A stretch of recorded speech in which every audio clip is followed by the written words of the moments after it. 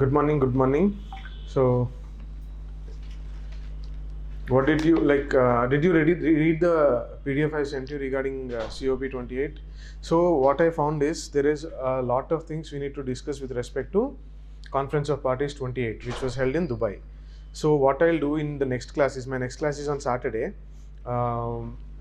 If possible, I'll ask to insert a class between some of these days. Like today is Wednesday, right? We have Thursday and Friday. Thursday or Friday, one of these days, I'll ask to allot a class because I have to discuss certain important things. One thing is now that the few certain bills have been passed, right? So I want you to. I came to know that you guys have asked for the discussion of that. So in upcoming two classes, we'll discuss about these bills which have been passed in the parliament or introduced in the parliament, and regarding Conference of Parties 28, India has made a really strong pitch with respect to these things. So we have to discuss a lot of things: climate finance, India's initiatives, and all things. So that I've given in our earlier discussions, I've discussed with respect to that particular day. And now that the discussions and the sessions are over, we have to discuss the topic in the entirety. So what we'll do is we'll discuss everything regarding this year's COP28 and the concerned topics related. If you find anything, see if you have anything related to that topics, like if GHEs has come up, we'll discuss GHEs, something like that. We'll have an extensive discussion in the next class with respect to the bills and COP28, and if time permits, any other topic. Sir, earlier you said that PPTs are there in 17 states. It's actually 18 states. 18, yeah, 18 states, because we got bifurcated. I said 17, huh? 18 states. And we'll discuss few topics today. And before we discuss few topics today, certain general things which you have noticed, we'll discuss few general things which you have noticed in past week or 10 days. So what has happened in our state, especially in our state and in few other states, elections have happened. So there is lot of talk about who will get what ministries. So what is our take? What can we take from that particular topic with respect to ministries, council of ministers, cabinet ministers? What can we take? See, council of ministers, cabinet ministers. So what is cabinet? So what with respect, what do you know with respect to these two terms? Just no?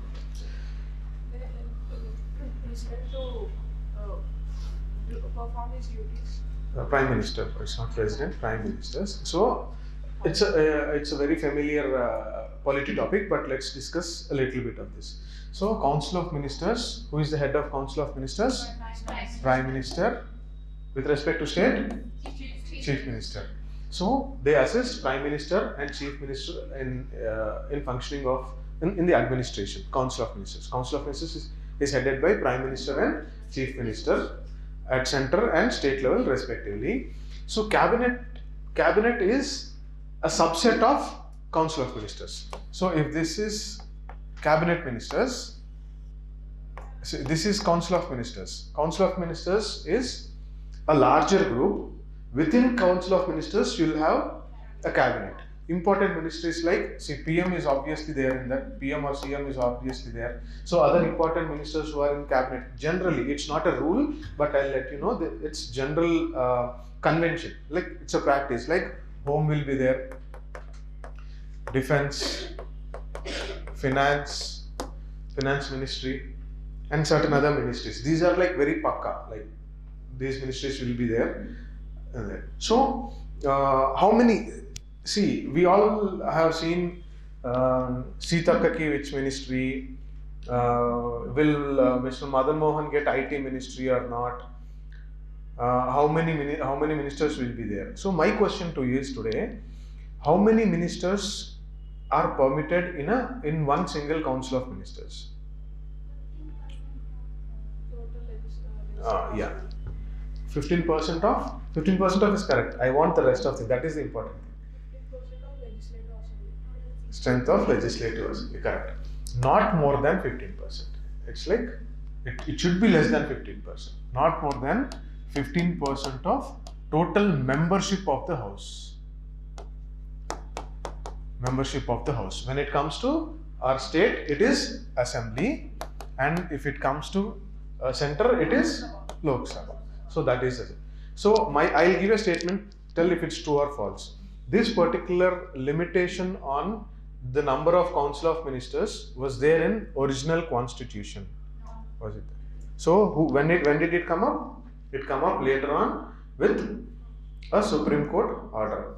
Otherwise, before Supreme Court's order, state of Andhra Pradesh had so many ministers. Like in I guess under the chief ministership of the Anjaya's minister, everyone was a minister. Almost everyone was a minister.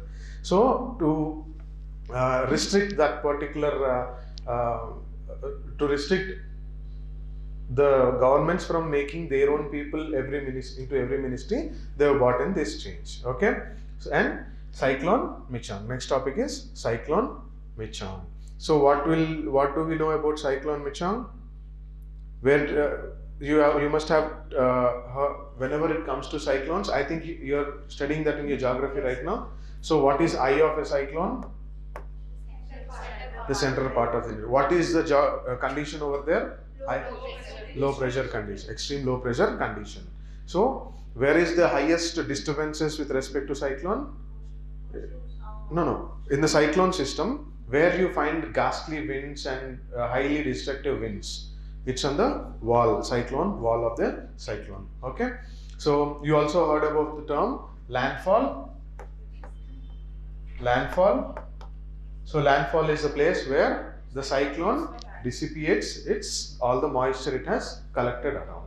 And I also told you in the previous class, there are two types of cyclones: tropical cyclone, temperate cyclone, extratropical cyclone or temperate cyclone.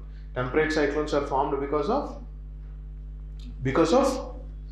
frontogenesis. Did you come across the term frontogenesis? No, frontogenesis is nothing but you find cold front and warm front. So when these cold fronts and warm front come across each other and they create a turbulence, that is called frontogenesis. That part, like initiating, genesis is like starting, something like starting. It's like formation of the front is called frontogenesis. You find occluded front. What are the other fronts? It's your geography homework for today. Okay, try to know what are the fronts. How there are three types. Occluded front is one. Other things you let me know in the next class. So what else? Did you guys see today's newspaper? No. So there are few news items. So what I decided is, like, because we are not having our classes daily, I asked sir to give me 3 classes in a week, so that I can cover a lot of as many as topics in very much detail. That will help you.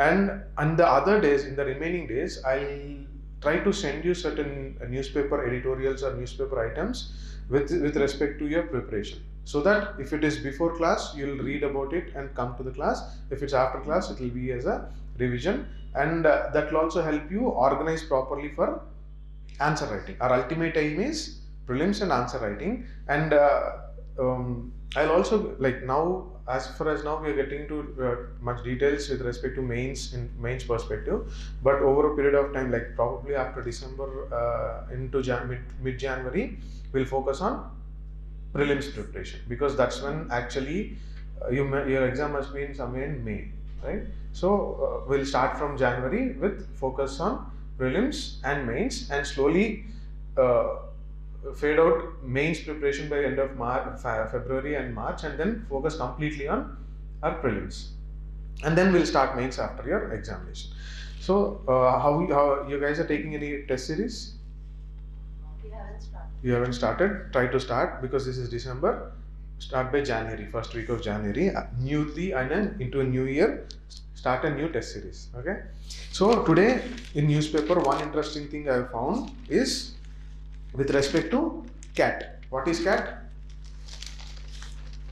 CAT is Central Administrative Tribunals. Is that correct? Yeah. See, administrative tribunals. Now your homework is under which article does administrative tribunals come? See, there are two types of tribunals. Yeah. So there are central administrative tribunals. High Court, the news item is they said that they'll set aside, High Court has said that they'll set aside the posting, the orders allocated to 13 All India Service Officers. What are the details into it that we'll discuss in the next week, because this has come today. I'll discuss in much detail. And any other things, I'm just telling special status for AP. Someone has commented, some guy will comment, and this will become our syllabus. PM gives a speech, anything he says will come into our syllabus. Any minister makes a statement, that will become our syllabus. So on a whole, what is the syllabus for civil services? Everything under the sun. Okay, that's how you. So Shabarimala is in use. So Shabarimala, whenever Shabarimala we see Shabarimala is in use, what articles of constitution should get into our mind? Article 14, Article 15, Article 14, Article 15, because right to equality, access to, and religious rights. There are two types of religious rights with respect to individuals' religious rights and institutions, organizations of. So that's how you connect whenever you see. And anything else? India alliance, nothing to. It's a waste. All this is political. And Israel Gaza is always in news. I've taught you the map pointing last time. Try to focus on that. If at all we have to, we'll discuss few more the genesis of Israel Gaza problem, because that will help you in your international relations topic. If your sir has taught international relations, well and good. Otherwise, I'll deal with it sometime. It's already in news. Okay, done. Base effect. Geography, economy is all about certain definitions. You have to understand it. Don't by heart it. You have to understand it. Primary deficit, fiscal deficit, headline inflation, core inflation, types of unemployment, types of curves, Kuznets curve, Lorentz curve, Phillips curve, base effect. What is base effect? Base effect was once in UPSC examination.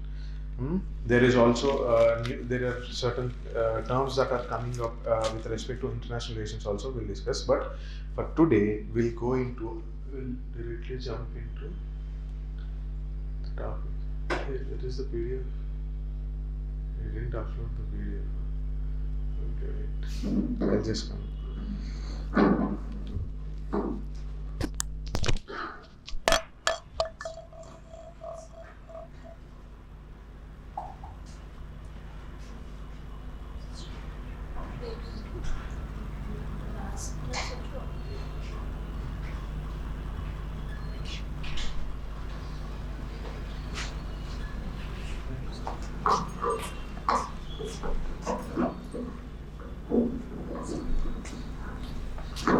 See, always in use, whenever you find a new term or a new concept, try to know details. So recently, in one of my videos, I think in some video which I recorded, I told you about humanitarian pause and ceasefire. You have to know the difference between humanitarian pause and ceasefire.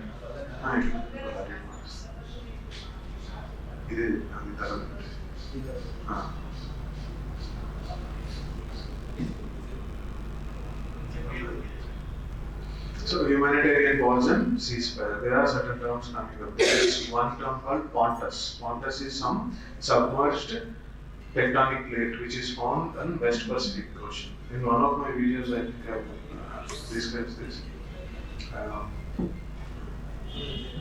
Anyways, not exactly that. It was that.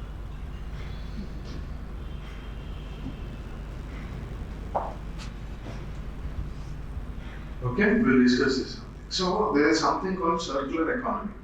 What is circular economy is, there is I'll explain you before you go into this. So there are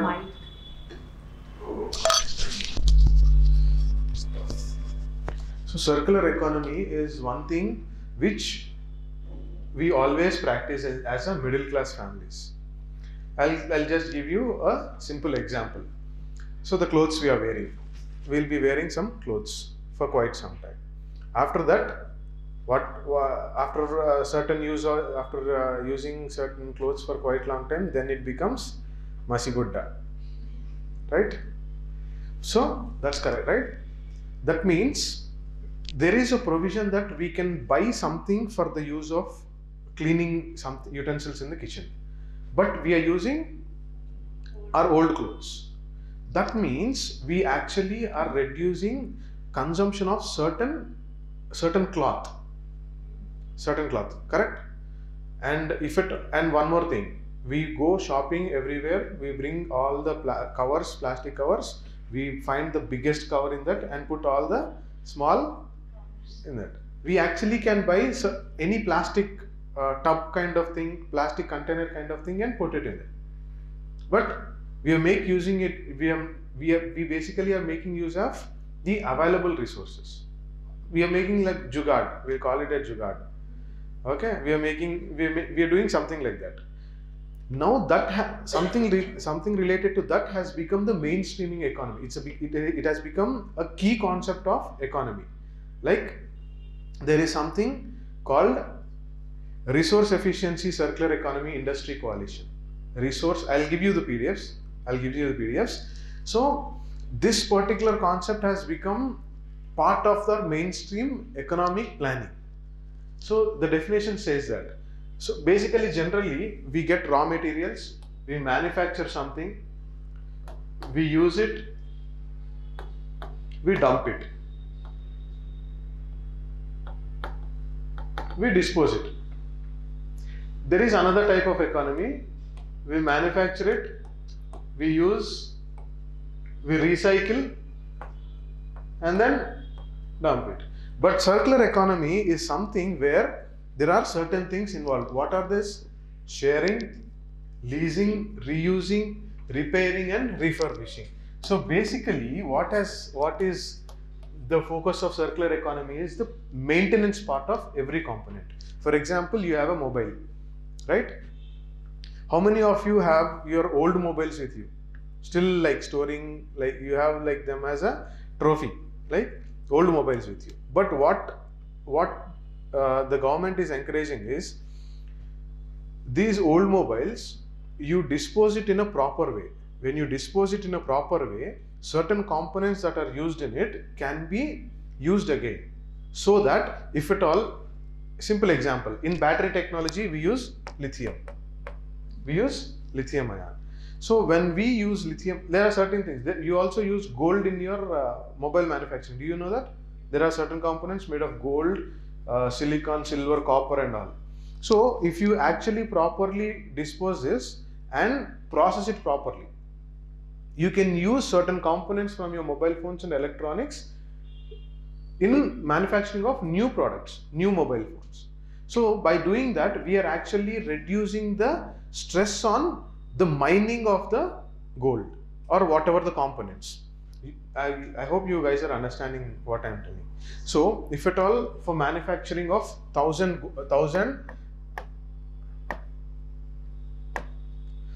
to manufacture 1000 mobile phones, say that you need 10 grams of gold. So if this 10 grams has to come from the mines, directly from the mine, gold mines, it is an economic burden, it is an import burden on us, both the things. But if you need 10 grams of gold to manufacture 1000 mobile phones, and like it's a component in it, you say 7 grams you can get it from the mines, and other 3 grams you can use it by processing from the old phones. So what do we need there? We need a proper infrastructure to process these used mobile phones and the components in it. We must be able to properly segregate the needed components from the old or used mobile phones or anything, and then use it in manufacturing of new ones. Like for that reason, India has come up with 2 new policies. Like there are many other policies. 2 new are like vehicle scrapping policy. Have you come across vehicle scrapping policy? We'll discuss that. We'll discuss that in our next class. There is during budget also vehicle scrapping policy has been introduced. So you will be incentivized to scrap your old vehicles. And steel industry. See, why do you take into consideration any person who is working a lot in steel recycling or steel scrap business? There are like large industries involved in it. Steel scrapping is a huge industry. You have a steel scrapping industry. You try to get into contacts with anyone in Vizag shipyard or so. Whenever and people bid. They go bid for a scrap of certain certain submarine ships or boats which are being disposed, because the steel scrap business is like, that's a huge market. There is also steel scrapping policies also there. We'll also discuss that. So basically what we are doing is, we are not just using our products and disposing it, but we are disposing it in a way that we can use certain components of it again. That is nothing but the circular economy. That simply is a circular economy. So basically what? Our middle class lifestyle, they made it into mainstream economic planning. Simply you can make many examples out of it. Old clothes, you use it for washing your cleaning your vehicles. Okay. And there are many things you can do it. Like there is a lot of jugaad you can actually, we keep doing it at homes.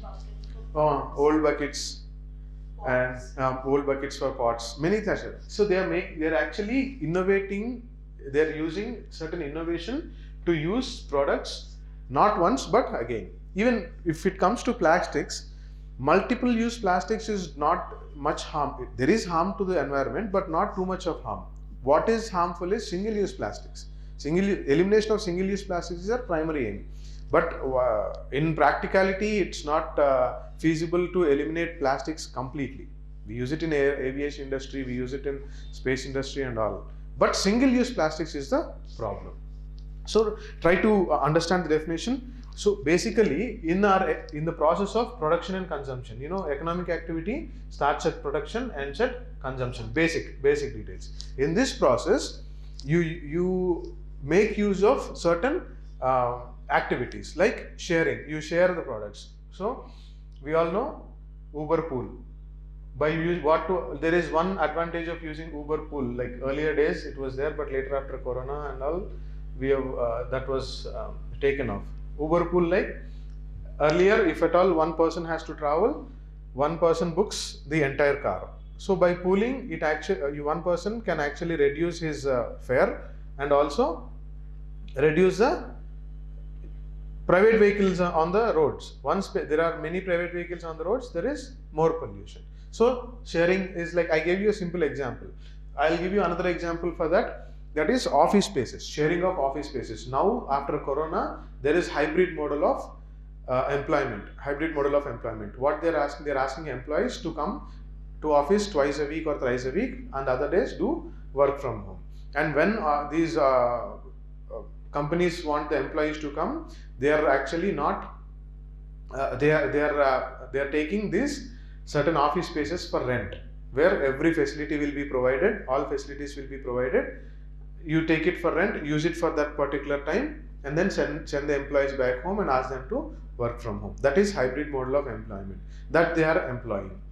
By doing that, it will reduce the stress on office spaces and concrete buildings. The same space, multiple companies can use different points of time.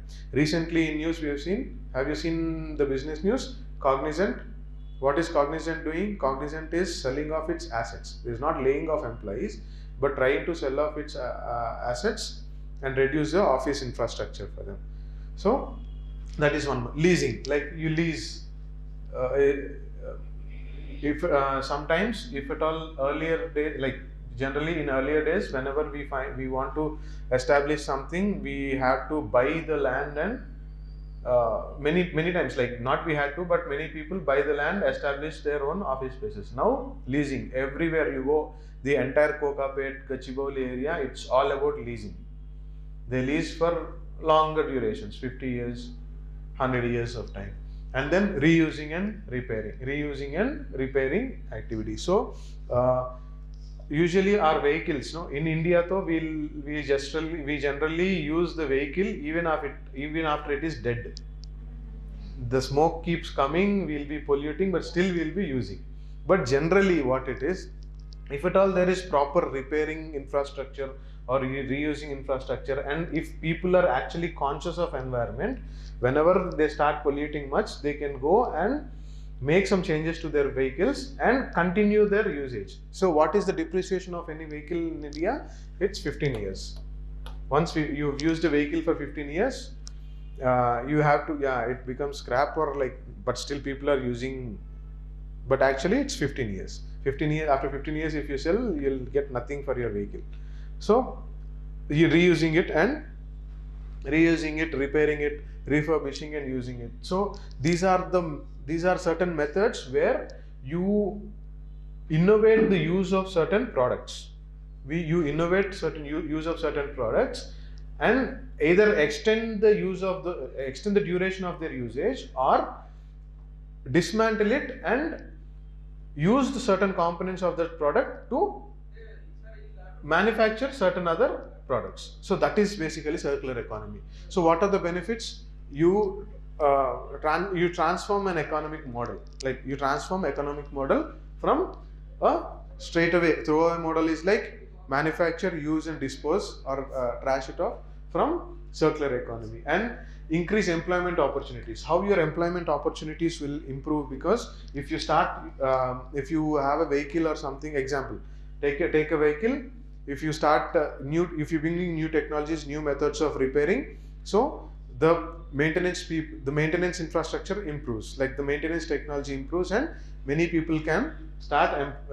We can employ many people in the maintenance industry and repairing industry, and that also becomes mainstream. Like the manufacturing, we have manufacturing units for vehicles like that. See, example, I'll tell you what is Maruti. Maruti is basically manufactures cars and sells them through dealers. Now Maruti and many other companies have come up with their second-hand sales. Understood?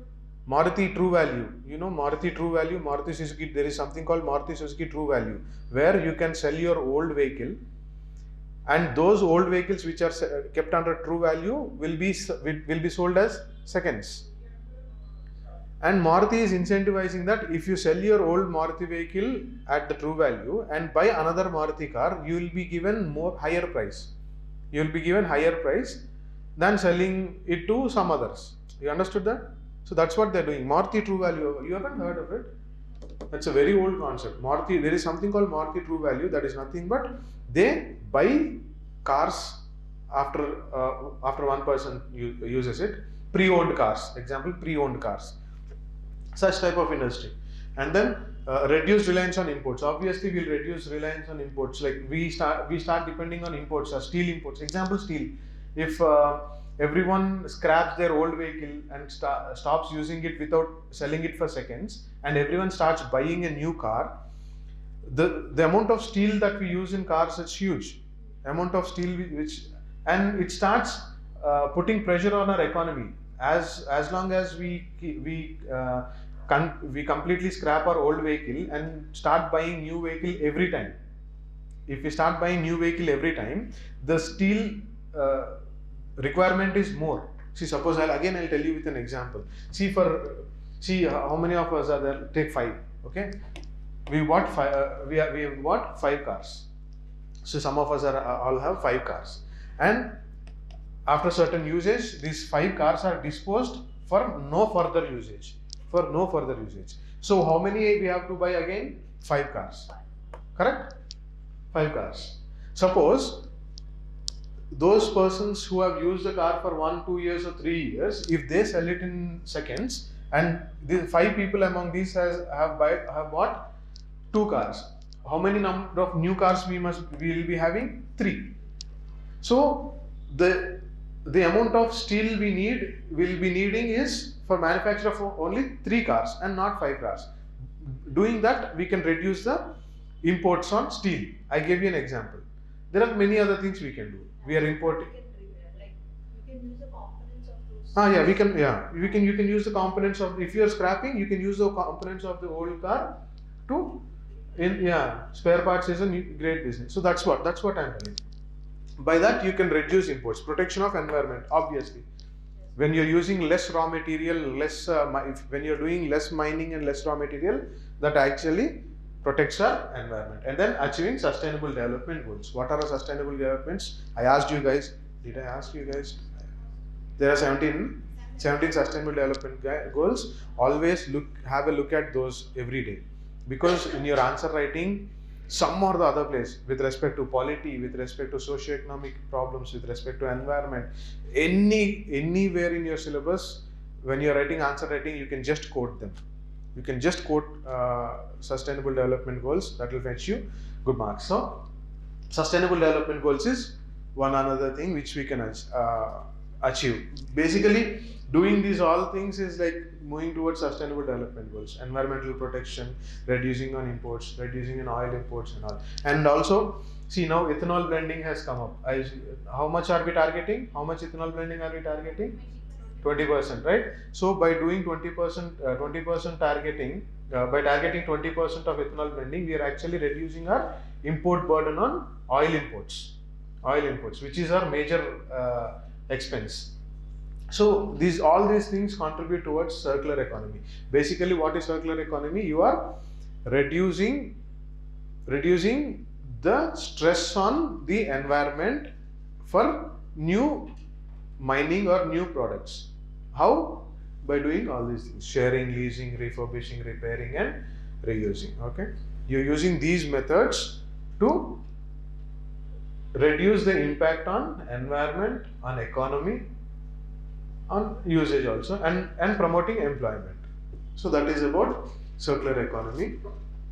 So circular economy is like they're promoting. Circular economy is being promoted in a larger way. The government has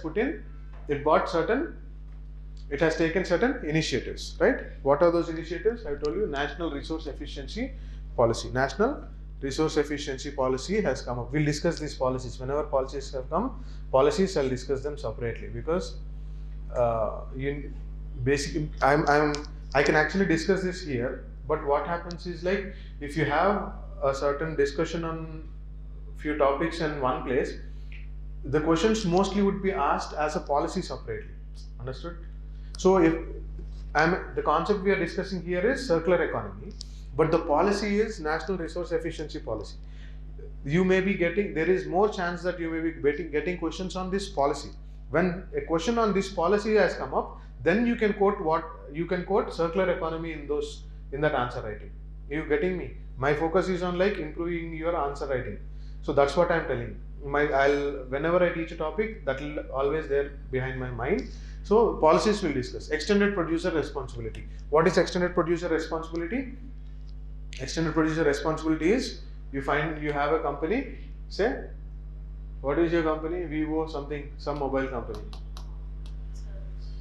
Okay.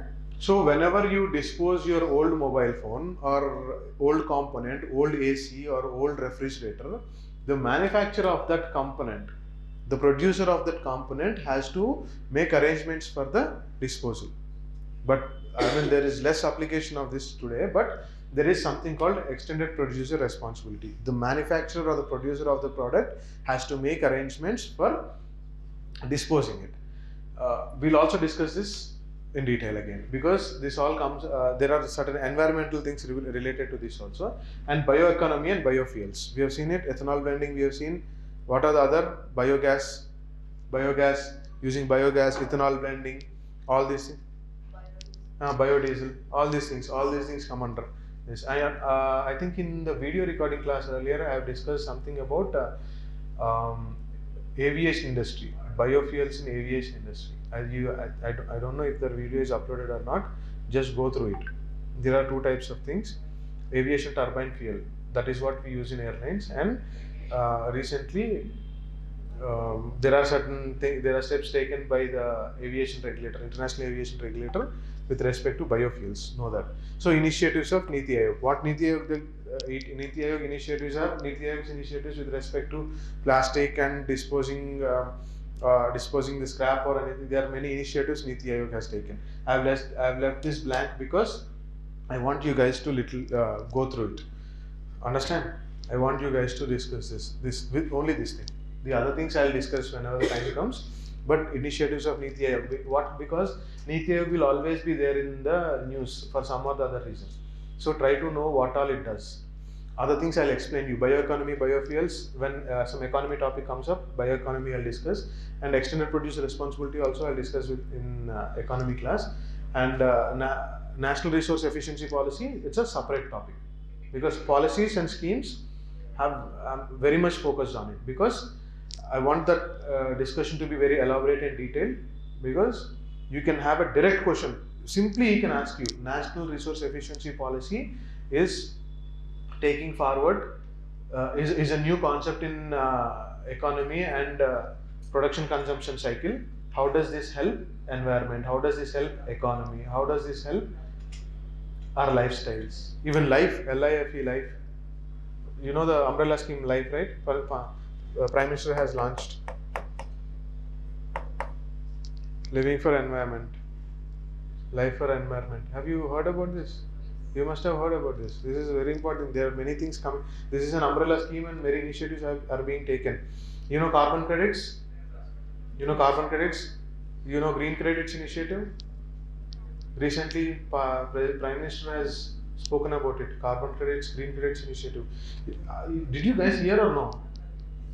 Yes? Yes? Any notes? Any notes? Green credits has come. I discussed in a video. What I asked is, like, instead of video class, I asked one more class for you, because certain topics I can't even ask you to go and spend some more time on videos, because I'll discuss in class itself whenever they come up. So for now, look at the video if it is uploaded. Otherwise, I'll discuss those topics if time permits now. Till what time can we be here? I started the classes 10:40. 12:40 is okay? None? 12:40? Okay. And then, okay, this is insurgency. This is with respect to insurgency. So what happened is, I'll discuss a little bit history about Manipur. Manipur was not directly under British rule, but in some time in 1891, Britishers have taken this particular region as a protectorate. Protectorate is not, it doesn't come under British India province, but protectorate means the British are responsible for the security of that particular region. Understand that. Protectorate is different, British India provinces is different, princely states are different. Princely states, you know, Hyderabad was princely state, it's okay, done. But protectorate is nothing. Manipur and this region were under, for the security reasons, it was under Britishers. And in not buffer state exactly, which a buffer state is like extension of the mainland, and that's under the British rule, but its protectorate is different. So Manipur, this Kuki-Zuma region, there is something called Kuki-Zuma region.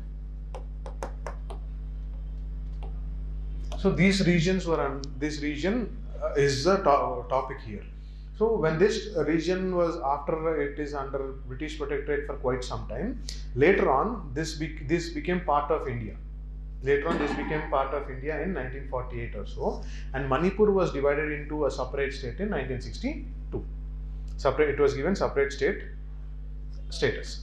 So what happens is, see, northeastern states is filled with different people from different ethnicities and different tribes. It's all tribes and different ethnicities.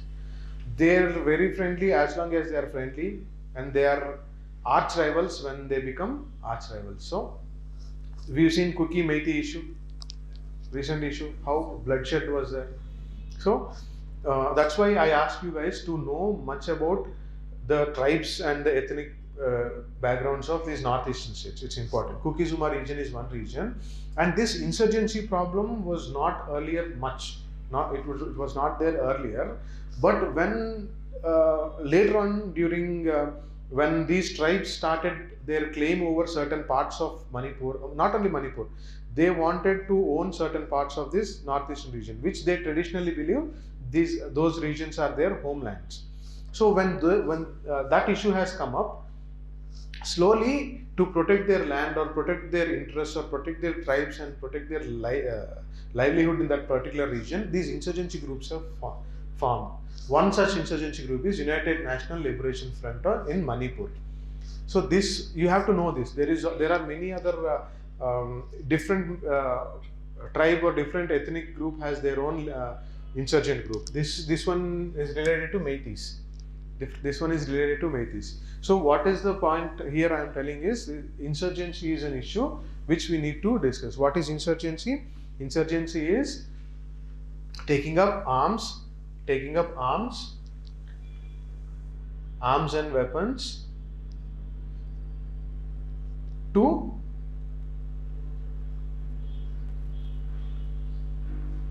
take forward the interests of one community,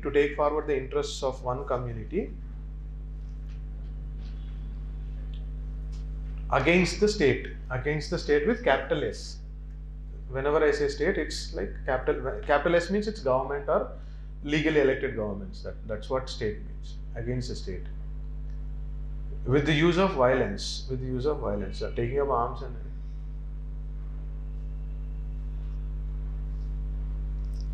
so insurgencies you must be knowing. Whenever you discuss internal security, insurgency comes up. So that is with respect to this Manipur issue. This is in news and tribes are in news. This topic I have included here because I want you to be very much clear about the tribes of northeastern region. Next, International Maritime Organization. So why is this in news? This is in news because but India has been re-elected for the term 2024-25. India has been re-elected into this council again. So that is why this is in news. So International Maritime Organization is with respect to shipping. You have to know this. With respect to shipping, it regulates the international. Whenever it comes to shipping, what does that mean? It's related to something international waters. What ship can go, how much it can travel, what are the securities given to these ships while traveling, and everything related to shipping. International Maritime Organization regulates it. It's a regulator. It's a specialized agency of United Nations. It has its headquarter at London. Its headquarter is in London. The International Maritime Organization's role has increased a lot. Why? Because there is lot of international trade happening.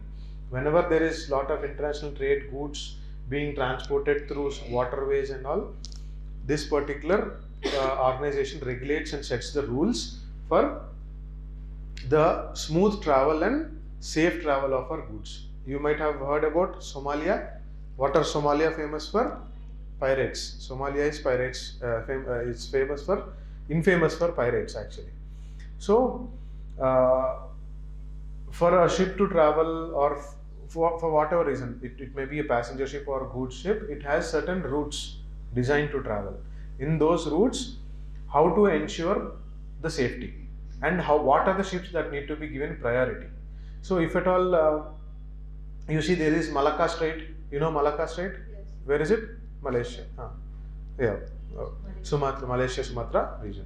You also have Suez Canal. What is to the right of Suez Canal? Sorry, okay, say this. Suez Canal passes through which country? Egypt. It passes through Egypt. Towards the right of Suez Canal is one part of Egypt. What is it? Sinai Peninsula. I told you. Sinai Peninsula, correct? So Sinai Peninsula. So yeah, these are the main routes. I'm giving you an example. So how to prioritize the travel of the ships? the one thing this particular organization does is it actually puts in efforts to make a level playing field. Level playing field, that so that not one region is being treated superior to other. That means every part or every ship originating from every part of the world is being treated fairly with respect to the transport of goods. Okay, so the framework, it gives the certain mandates. These are the mandates that it gives. Like, try to have them, write it down. I'll give you notes anyway. So maritime safety, it's also nowadays, this is important. This is important. Environmental concerns, it's also focused on environmental concerns. Environmental concerns with respect to oceans. No? So if you send a ship into the ocean, you can't discriminately, you can't be polluting the ocean water or polluting the ocean surface or any other thing. So you need to take measures to prevent oil spills. That also it regulates, because it comes under environmental concerns. So if at all there is an oil spill when oil is being transported, who must be held responsible? What are the measures to be taken? All such type of things this IMO takes care.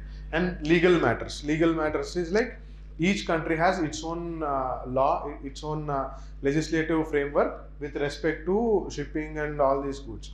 So this IMO will take into consideration all the the legal procedures of all the countries and try to bring in a level playing legal matter. Like, even in matters of legal, in legal matters also, IMO, what it does, it makes rules such that one country's ship is not treated partially in another country. You understanding? So because India is transporting certain ship from Mumbai to one other place, India should not completely focus on transporting just our own ships. It has to give certain space for docking. It has to make arrangements for other ships also. So that way it will do it. And technical cooperation.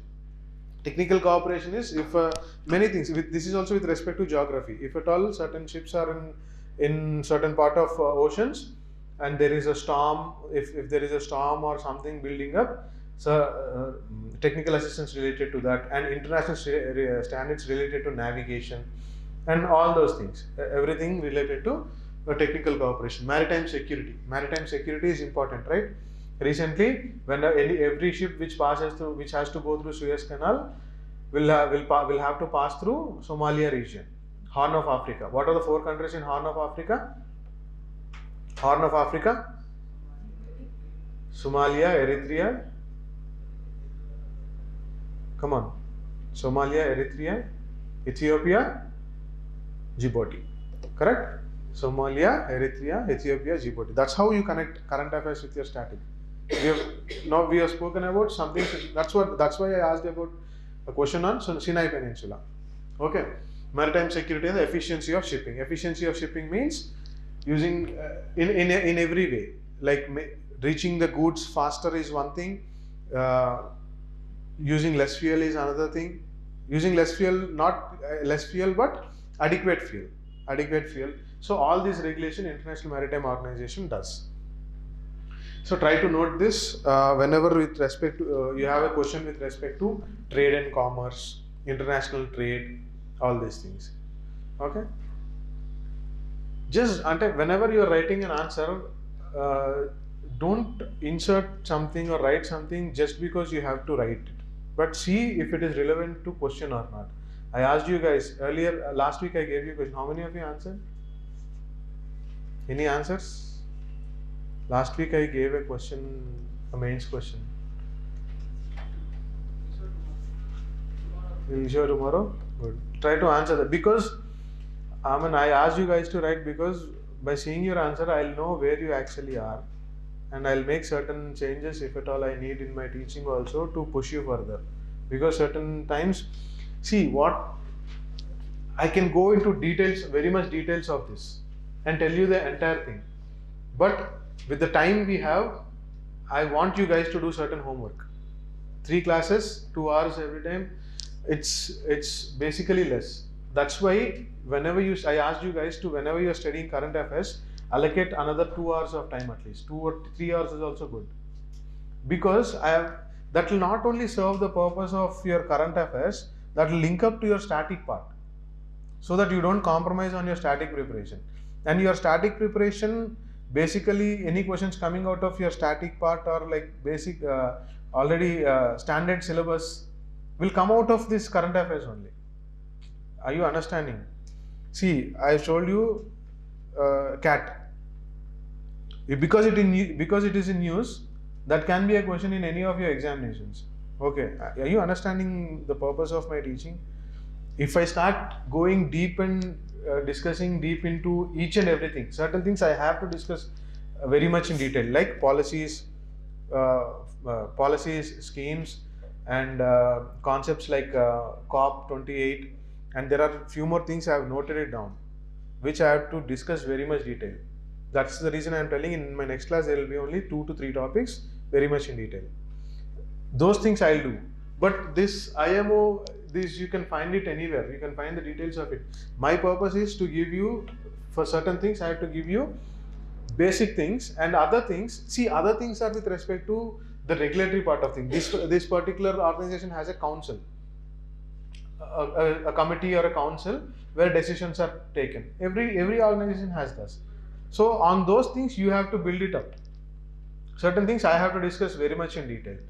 This international organization, because I'll discuss the IMO in entirety, but there is less chance of hitting it in your answers, especially apart from your prelims. You may have certain things with respect to prelims. What if at all in prelims the question comes is why is this in current affairs right now, and what are the basic things, and what does it do, and if there is any specific thing which is unique, I'll note it down.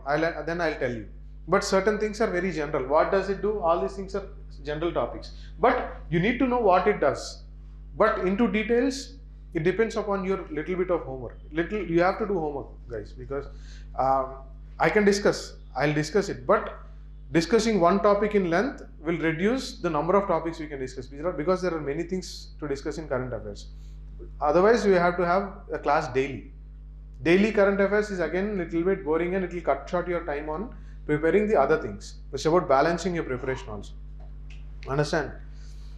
So this is with respect to IMO. Do some homework. These are the basic things. Its headquarter, what it regulates, and in what are the ways it regulates. I am telling you. And other things, it has a council. It does take decisions. It keeps doing some work.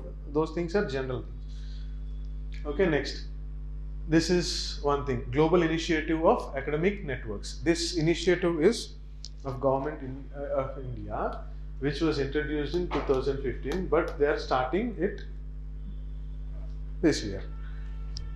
So what is the purpose give in a single statement, tell me what is the purpose of this initiative. Single statement. I want it in your own words.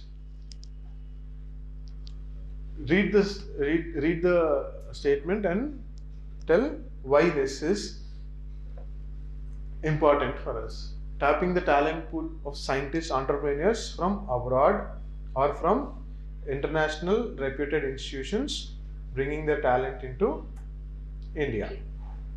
So that is the purpose. So you have universities like Harvard, Columbia University. There are many universities, right? There are many international universities. Because those international universities, many of us are studying your graduation here and going to pursue higher education there because of the quality of education, correct? So what our Indian government's mind, where they put the mind is, they want certain institutes of excellence or certain premier institutes like IITs, IISCs, institutes like that, to host these certain lecturers or professors from these elite industries, like highly professional industries with respect to higher education, and come and take up some courses for a duration of 1 week or 3 weeks and bring their talent into Indian universities. That is the purpose. So once their talent or once their expertise is available here, you can start certain programs, like certain courses with respect to that. That is the purpose. And whoever is coming and teaching in for this 1 or 2, 3 weeks, they'll be provided honorarium, short-term courses with a minimum of 1 week to 3 weeks duration. So basically, it's type of a certificate course where professors and lecturers from international reputed institutions come and teach here, and will be providing certain honorarium to them. So that is the intention. Basically, the purpose is to bring the expert knowledge of professors from abroad, from who work in reputed institutions like Harvard and all those things. That is this. Next, State of Food and Agriculture 23 report. This is certain. This is important. This is important. See, again, an organization which is related to United Nations has come up. So when we see now that we know that State of Food and Agriculture report 2023 is given by Food and Agricultural Organization. What becomes important for you guys to know about Food and Agricultural Organization? It's a specialized agency of United Nations. Okay. When is it established? Where is it headquartered? Where is it headquartered? Rome, correct. Where is it headquartered? Rome. So it is headquartered at Rome. So what is the it has for UP? There is very much correlation for prelims and mains here. I'll tell you what you need to in the entirety. You need to know the topic, but potential of asking questions in prelims is like what is the report it has given and what is the new finding it has made. It has made the new finding is massive hidden costs in agri-food systems. Agri-food systems, okay, and it agri-food hidden costs in agri-food systems, and it has made a note of what note it has made up of multi-cropping systems.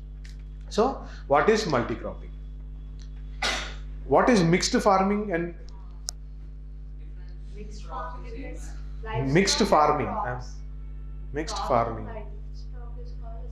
That is mixed farming. What you said is mixed agriculture. Multi-cropping is many types of crops. So see, so we have come across. I'll try to link up certain things. You try to understand.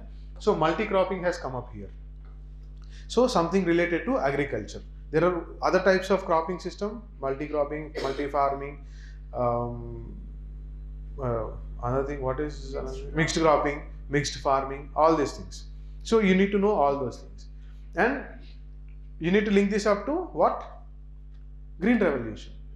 What was the focus of Green Revolution? It is like monocropping. Green Revolution is focused on monocropping, basically focusing on paddy and wheat, rice and wheat. So Green Revolution back then. Why did we bring the Green Revolution back then? Food security, for the purpose of food security. Food security, there are three things. Food security: availability, affordability, quality. Availability of food, affordability of food, quality of food. How are we making the food affordable? By giving subsidies, more PDS.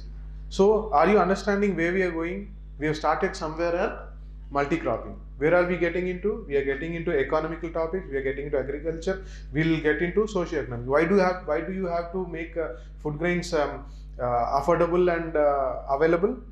Available is first to make it available, like so that people can survive. Affordable is like they can, if at all you have rice, there is availability of rice, but if you can't afford it, there is no purpose. Okay? Yeah. There is no purpose in it. And not making it available for the sake of making it available and affordable. There need to be quality of rice also. Quality. So these three things are important. So now that we have talked about PDS, which organization comes into our mind? FCI comes into mind. What does FCI do? All this, like it stores. So this is the train of thoughts you have to have. We have covered so many topics. That's what I'm telling. Current affairs will link you up to all the static and standard parts. So spending after going from here, spending 2 to 3 hours will not eat up your time of your static preparation. It will help you, and more importantly, it will enhance your preparation. FCI, if you have to study FCI separately, you have to go through the entire agriculture topic. Correct. If FCI strikes in your mind through this, you'll just know that FCI has come up, know what is FCI, know the organization structure. If not organization structure, just know what it does, who owns it, and then come back to the topic. It's also important that where you need to know where you need to cut down the topic and come back to it. So now whatever I discussed apart from this is the part of your homework I'm telling. That's what I'm telling you. I'll discuss certain things here. Everything linked up to it is your homework. That's how you'll be able to write good answers also. And brush up your mind on topics, static part of it. So agri-food business, and what is a new study it has made? It has stayed on the hidden costs. Hidden costs. Agri-food systems have 3 main concepts. So now we are discussing the actual current affairs thing. Earlier I triggered your mind to certain static topics, where starting from multi-cropping till FCI. Okay. Primary production. What does the primary production includes? Food from agriculture and non-agriculture origin. Simple. There is no rocket science in this. Primary production is from agriculture and non-agriculture origins. Then food distribution, like food supply chains, domestic food transport networks, and all these things. It's just the network. Like agri-food system is like taking your agricultural produce from farm gate to the markets. What the 3 things? Farm gate to the markets. You produce primary production is like producing paddy or wheat from your agricultural field, and you make food grains out of it. You make food out of it, like anything using wheat or paddy, and then you make certain products and make it consumption ready. See, paddy you can directly send it. It's like value addition. Correct. It's like value addition into the supply chain. Okay. Then household consumption, downstream outcomes and functioning of agri systems. So household consumption is also subject to the cultural practice over there. Food is part of culture. Do you agree? Guys, food is part of our culture. Agree? So the cultural aspect also comes in. If you go into northern parts of India, the staple food there is something related to wheat. Chapati, roti and all. In south, it's like rice. Like outrightly rice. So it also varies with respect to the demands. So the demand is dictated by the culture we have over there. That's what it is. Like household consumption in the downstream in the agri-food systems varies from place to place. That's what the third statement is. What are the 3 main components? Primary production and food distribution and household consumption. So what is this particular report is focusing on is like unsustainable business as usual activities. Unsustainable business as usual activities. So we are talking about sustainability in agriculture. Whenever it comes into sustainability in agriculture, what should trigger your mind? Organic farming, zero budget farming, right? Organic farming, zero budget. So example of unsustainable practices is like something like practices we did in Green Revolution. What we did in Green Revolution? We imported seeds from abroad. High yield variety seeds. We used extensive water. We made these water guzzling crops, and then extensive use of fertilizers. So what did this in the latest studies? What we arrived at is this all has affected the fertility of the region, soil health of the region. So where did we get in now? We got into soil health in the region. So when it comes to soil health, if you go little bit deep into it, the microbes, soil nutrients. What are the soil nutrients? And in my earlier class, I think in the class or in the video, I don't know, I've talked about neem coated urea, nutrient based subsidies. Did I discuss earlier? I don't think I discussed. So we are getting into the topic of nutrient based subsidies, neem coated urea. Now nano urea. See, that's the diverse ways you can go with respect to current affairs. So now what you guys have to do in this topic, what you guys have to do, and what I've told, I'll tell you. I've told you a report that has been given by FAO. What is the report? State of Food and Agriculture. What did it discover? It's all keywords. I'm telling you the keywords also. What did it discover? Massive hidden costs in agri-food systems. Agri-food systems, massive hidden costs. If you have to make short notes, make it now. So the cost has gone to, so this, if you quote, you will be given another half mark. But before that, you have to quote, you have to write about these things. And then what did this agri-food systems comprise of? 3 agri-food. What did this report tell about? What did this report blames on is unsustainable business as usual methods of agriculture, agri-food business. This is responsible for escalating costs, and there is need for transformation in agriculture. Where should we shift to? We have to shift to multi-cropping. We have to shift to multi-cropping and focus on improving nutritional outcomes. Our farming should be focused on improving nutritional outcomes. These are the topics here we have here. With just in simple keywords, if I have to tell, State of Food and Agriculture report by FAO, massive hidden costs in agri-food systems, 3 types of agri-food systems. The report blames on unsustainable practices in agri-food, unsustainable practices responsible for escalating costs. And then way forward is multi-cropping, which will protect farmers' well-being and nutrition and focus on nutritional outcomes. This is also affecting positively on ecological health. Ecological health. If you guys have noted it down, okay. Now what you guys have to do? What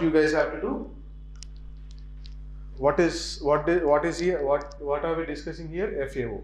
Go and read about FAO, Specialized Organization of UNO, and etc. And then all the components here. Unsustainable. So unsustainable way is what is mentioned here. Now you have to know what is a sustainable way of agriculture, and what are the what if at all any scientist has given something, or if has told something like organic farming. Many are discussing organic farming, zero budget farming, all these things. No, you have to know that. And then multi-cropping. So types of cropping. Go and know everything about types of cropping.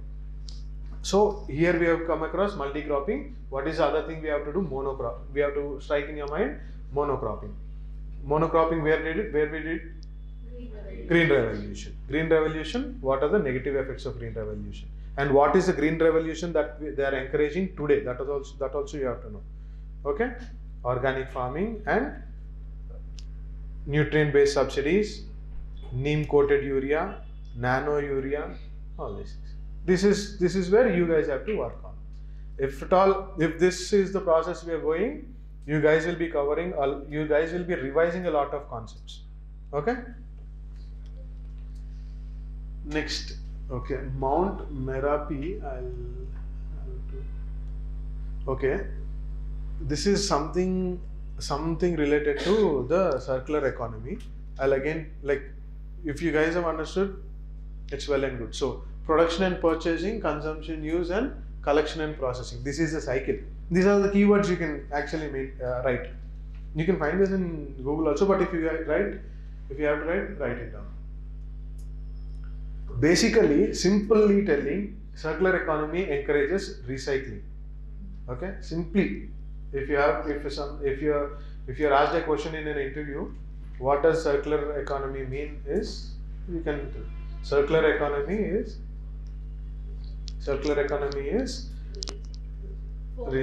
focuses on recycling, reuse, repair. Simply, it's promoting reuse, reduce process waste. And another application is like somewhere in India, they have laid roads out of plastic waste. Correct? That's also part of this. That's also collecting and processing of the waste. Collecting the waste and processing it. Basically, first is production and purchasing. Like you produce and purchase it, then you use it, then you collect and process. This is rat hole mining. I'll come to you while. So this is Mount Marapi. Where is it? Where is Mount Marapi? Is in Sumatra. What are the islands that comprise Indonesia? Java, Sumatra, Borneo. No, Philippines is under. So Java, Sumatra, Borneo. These three are the islands that comprise Indonesia. Indonesia has many active volcanoes. This is one volcano that was erupted. So what becomes important for you guys? I have told this. This is in. I told the geography part of it. This is in so and so place. Now what is important for you? We have to study about volcanoes. Correct. You have to study about And volcanoes. location that is Present in volcanoes. Pacific Ring of Fire. Pacific Ring of Fire. Volcanoes. Do you have volcanoes under the sea, under the oceans? Yes. Yes, you have volcanoes under the ocean. Volcano, dormant Active volcano. There are two types of classifications. Are two types. One based active, dormant, extinct. Active, dormant, extinct. What is the volcano we have in Andaman Islands? Barren Islands. What kind of active volcano? Active volcano. Find it out. Okay. So this is like with respect to.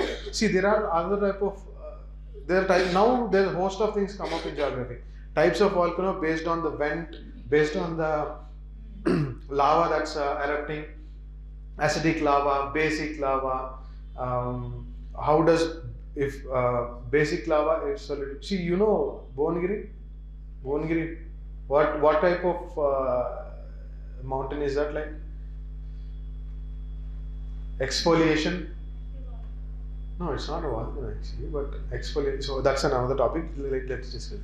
So shield volcanoes where the lava, it has broad slopes. The slopes are broad and fluidic lava flows. Steep. This is all geography. I shouldn't be telling you, but you have to. This should be your homework to do. Types of volcanoes. Do the homework. Guys, write the homework. I'll tell you, it will help you. Okay? That's the geography thing. It's a small topic. And since this has come up, we'll see why this is in use. Why rat hole mining is in use? Silkaira tunnel. People got stranded over there, and they tried all type of technologies in the world. Ultimately, they had to use some banned mining process. Those guys who did this just did them with hand drillers and all, and they bought the people out. So what is Supreme Court has banned this rat hole mining. I'll just tell you what is rat hole mining is. What happens in northeastern states is like Singareni we have here. Singareni we have a large coal field, and once you have hit a part of coal, there is a huge area that you can mine out of here. But in northeastern states, it's very difficult giving the condition of the terrain over there, and the minerals available underneath is not. It's not extensively spread over. There are only little parts where you can get these minerals out of it. So many contractors were doing this thing without any permission. Once what happened? Many people died getting trapped in this rat hole. See this just looks like rat hole because this looks like rat hole. The diameter of this is just somewhere around 3 to 4 meters. That's it, 3 to 4 feet. That means a person of my size and like another person of my size. Only one person can go through. So they are making very small holes and using children to go into this. That's where this has triggered. So now again, what you have to do? Children using in mines. Article. Homework. Do that.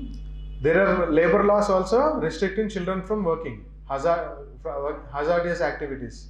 Prohibition of children from hazardous activities. Below 14 years you can't. Okay? See, this is all your preparation. Be active, be sharp, be attentive. Done. Whenever you're reading any current affairs topic, you have to be sharp. You need to find ways to link it up. Okay. So rat hole mining. Do now. Write your homework. Article with respect to employment of children, or like employing children in working. So this is about rat hole mining. See, this is something related to Meghalaya illegal mining. This is how they do. They do the side cutting. They do the cutting. We have seen the earlier picture, right? In that, it's they drilled it from the sides. They do this side cutting and then go. This little part they use ladders and like very conventional type, which is not advised in under the ground to do. So they do such type of thing. So that. Okay, let's get to the topic. So now Mount Marapi. Okay, this is another important thing. What happened to the climate in the last 1 decade? It's all written over here, see. So climate has changed a lot. Climate has changed a lot. Earlier, during my school days, generally schools reopen at around 12th June, correct? 12th June. By the time we start going to schools, and like after their reopening, we used to go in rainy season, right? When rains would be there, light drizzle, dirting up all our shorts, pants and shoes, and dirting up our socks. What we used to do, because our socks get wet, go into the classroom and dry the socks and the last bench. That's what we used to do. That reminded me of whenever I was reading this topic, that reminded me. So, but 12th June this year, how was it? And see, understanding certain things with respect to climate is very much possible with our own lifestyle. Our own lifestyle. Simple. I'm telling you, June 12th, we used to go, June 1st, slightly it start cooling up, the temperature start cooling up. June 12th, there used to be rains. This year, when were the rains? After June, right? Somewhere after the June. Done? And during my school days, after Dasara Diwali, we used to start playing in the grounds and get badly hit because cold starts coming up and injuries in winter are very painful. And starting November, when we used to go for cricket, badminton tournaments, we used to rehearse and we used to do some training in the grounds starting 5 early in the morning in snow. But how was it this year? It's just comparison like that. This will give you the picture what has happened last 10 years. So that's how it is. Has it changed? Yes, it has changed. How did it change? The temperatures started increasing, and in the same year there was heat wave, and now we are experiencing heat wave and cold wave in the same year. That means the extremities. We are experiencing drought and we are experiencing floods within a span of 2 months. Okay? That is the indication of climate change. That's what is telling in this report. Simple. Apply your everyday life activity, every year life activity to this topic. Simple. So what is he telling is World Meteorological Organization, WMO. So what's your homework? WMO, note it down. A global climate change, the global climate 2011-20, a decade of acceleration. Why did it call a decade of acceleration? The changes have been very fast. Any change with respect to the climate has become very fast. See, warmest ever in the history. This decade in the history. These are the statements which directly can be given in your prelims. Which statement is correct, which is not. And extreme weather events, because of extreme weather events. What are the extreme weather events? Cold wave, heat wave, drought, floods, cloudbursts.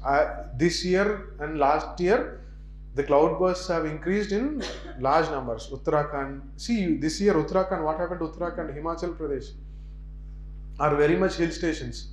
Okay? Yeah. Even so, the casualties from extreme weather and climate events has gone down. Like casualties. This can be attributed to what? Our disaster infrastructure, disaster responsiveness. Okay? Next. National Disaster Response Force. Immediately that comes into mind. Go. Do that. Okay? Next. Depleted ozone hole. Ozone layer. Ozone layer. When it comes to ozone layer, what becomes important? GHGs, greenhouse gases. So ozone is good when it is in which layer? Stratosphere. Ozone is bad when it is on the ground. Why it is bad? It aerosols. It'll facilitate forming aerosols also. It is also toxic. It's toxic. And then thinning of glaciers. Thinning of glaciers. Glaciers have become thin. That means they are melting up, and the consequence of this, rise in sea level, which is one country which would be vanished and will become the only digital country. Pacific Island nation. One Pacific Island nation. You use it every day. Tuvalu. Good. Tuvalu is one country which has around some 1,000 to 1,500 population, and soon that will be submerged because of increase in the sea level. Okay, and people over there are telling that will be elsewhere, but will be as a digital nation. That will become the first digital nation. There will be a nation in there in digital way. So then extreme heat wave and then impact. Heat waves. Have you guys got anyone affected with sunstroke anytime? No? It's very bad. It's very bad. So gap in climate finance. This we'll discuss. This is the extensive topic. Climate finance is the extensive topic. So all these things are, this particular report has flagged all these things. Like it has talked about all these events that have happened. What are the good things that have happened? Good things that have happened is ozone layer recovery, like ozone hole recovery, and reduced number of casualties. Understood? All other things are bad. Warmest in the history is not good. Okay. So what is your homework from here? WMO, GHGs, NDRF and GHGs, greenhouse gases, because ozone is. Okay. Shall we move into the next? Critical minerals. This is important. Critical minerals. Okay. So what are critical minerals? There is definition over there. Like just don't see it and I'll tell you. Critical minerals are something, those minerals which are not there in the country and are there in the country. If they are not there in the country, that particular country is economically in a disadvantageous position. Okay. If those minerals are there in the country and the country is not mining it or exploring it, and if it is not using those minerals, then the country is in disadvantaged position. So what happens? What are example? I'll tell you. If I give you example, it will be easy. It is something like lithium. There are 30 critical minerals discovered. Like India has listed 30 critical minerals. Among those, lithium is one. Where did we find lithium recently? Ladakh region. Exactly the district, if anyone can.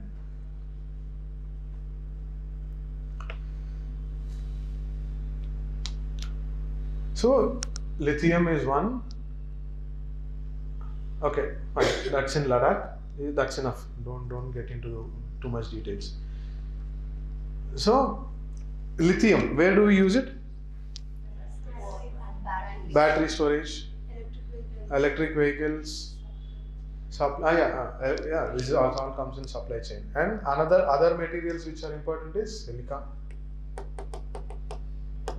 Silica is one which is used in making chips, IC chips. So there are certain elements, certain minerals. If you don't use them, your economy you'll become backward. That's what this particular definition means. There is associated impact on economy when compared to other raw materials, because lithium is the hot mineral now, like it's very much in demand. If we start mining these things, we'll get a lot of money, and if we start exporting these things, we'll get a lot of money. If you don't do nothing and start using lithium ion for domestic consumption only, we'll reduce our import dependence. Import dependence will save our economy also. It's good for economy. So this has an immediate, these certain minerals which have a immediate effect on the economy, positive or negative. It will have a positive effect if you start using them. If you don't use them, you will have negative effect. These are such type of minerals, and these are essential for India's national security also. See, if there are certain minerals and there are certain minerals which you use in defense. If at all you have them and if you are not using them, you have to import those minerals. If you start importing those minerals, other countries start knowing how much quantity of those minerals we are using and for what purpose also they may be knowing. Once they know all these things, our secrets are out. If we have those, and if you start using them domestically, you need not depend on others. You can keep your national security also safe. So that is one other important. And another important thing is with respect to supply chain vulnerabilities. So you have an infrastructure to make lithium ion batteries. You have the technology, you have the talent and everything. But if you don't have the lithium itself, that is a break in the supply chain. So these minerals, the deficit of these minerals can affect your supply chain. That is also another definition of it. It affects it has an associated impact on the economy. It affects the supply chain also. Like you have supply chain vulnerabilities also. These are the two important key points with respect to critical minerals. What is a critical mineral? A critical mineral is one where the risk of supply shortage of these particular minerals will have relatively larger impact on the economy. Relatively, I'm saying relatively, that means compared to the other minerals, relatively this will have higher impact, and it also has its impact on national security and supply chain vulnerabilities. Examples of critical minerals: lithium, graphite, cobalt, titanium, rare earth metals. So rare earth metals, this is the topic. Rare earth elements. What are the rare earth elements? Where are they? So recently in some part of India's offshore, rare earth minerals is part of critical minerals. There are many critical minerals. Among them, rare earth elements is one. They are found in trenches, correct. That's what I was expecting. Good. So 30 critical minerals Government of India has identified 30 critical minerals. Among those 30 critical minerals, it has given permission for exploration of 3 minerals. There are permission of 3 critical minerals. What are they? Lithium, niobium and Re, rare earth elements. Okay, this is important. This is important for a prelims. Understood?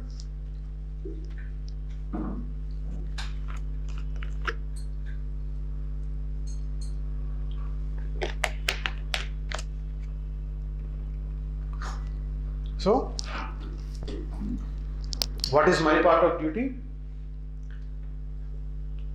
Critical minerals.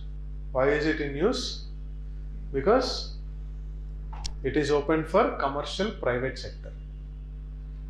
20 blocks of critical minerals are open for private sector exploration. Number 2, the definition of critical minerals. Okay, and what is it effect on economy and national security?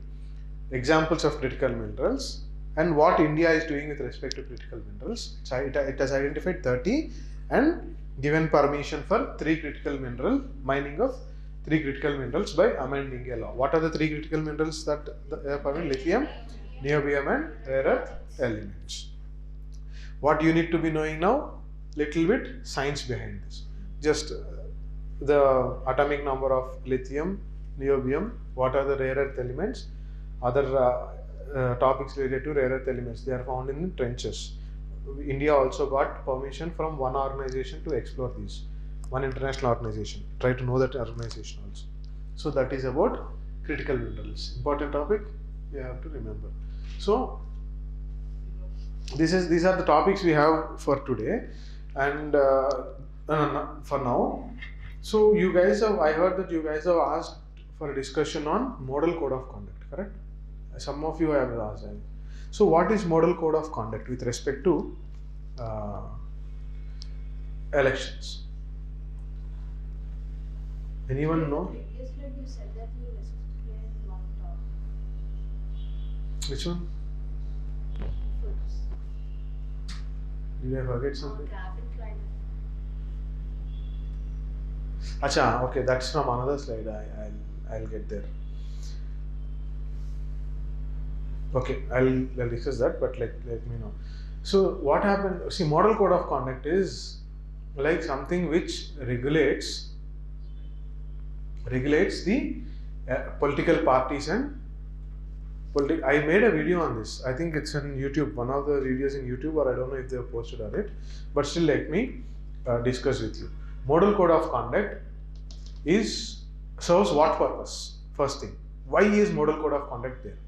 Why Election Commission of India employs model code of conduct? Because it is responsibility of Election Commission of India under Article 324 to ensure free and fair elections. Free and fair elections. In order to ensure free and fair elections, elections without violence, elections where everyone can participate and vote on their own without anyone's influence, there are certain steps that need to be taken. One among those is model code of conduct. Correct. Model code of conduct does not have any legal backing. So there is no law or there is no executive order with respect to model code of conduct. Model code of conduct was first introduced in the state of Kerala. Kerala was the first state to take up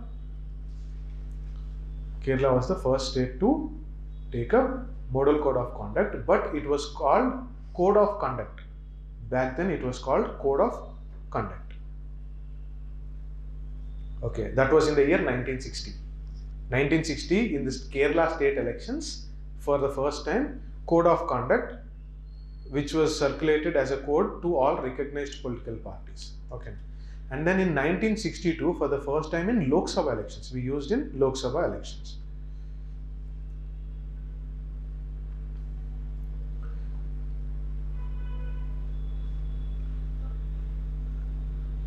And all through 1962 till 1991, this model code of conduct worked to reduce muscle power, money power in elections. They tried to reduce, but is it working? I asked some person like who works over my area, whom did you vote for? He told us, so and so party gave me 5,000 rupees. I voted to them. It's still happening. You guys expected me to tell the party name? No. I won't tell you. Okay? So, that's not for us to discuss in the class. That's informal discussion. It's there. For that matter, there are a lot of things in Constitution where no one follows. Lot of things in Constitution where it's not there in practice. They follow it legally, but the intentions are not. So simple, governors, take governors. Governors have a 5-year term. So the purpose of governor is the representative of central government in the state. So he's a representative of central government, but he's not the representative of the party of the central government. But what happens whenever a new government comes in? Leave that, take Telangana. What happened to IPS IAS officers? Cyberabad Police Commissioner transferred. Rachakonda transferred. Government has changed, these guys are gone. That's how it is. But does that actually, why do you have to transfer a all India service officer when immediately he comes into, immediately one party changes? Need not be. But it's the discretion of elected governments. That's what Supreme Court order was. The governor is not elected, one thing. The governor cannot sit on certain laws that are made by democratically elected governments. That's what Supreme Court told. I'll also, that is one other topic which I have to discuss. Kerala, Tamil Nadu. See, I'll tell you off the record. You have a government in center. You have a government, opposition government in the state. There is every possibility of a rift between the governor and the state government in such circumstances. This is not specific to this time. Right from independence, it has been there before.